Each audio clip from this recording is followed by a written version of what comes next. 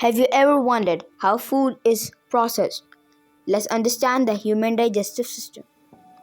The answer lies in the human digestive system.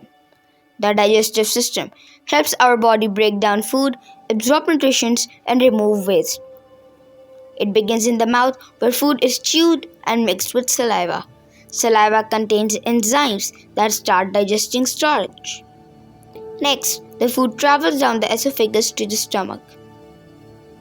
In the stomach, strong acids and enzymes break food into a semi-liquid form.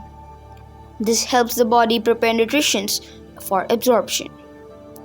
The food then moves into the small intestine. This is where the most digestion and nutrition absorption takes place. The liver, pancreas, and gallbladder helps by adding juice that digests fats, proteins, and carbohydrates.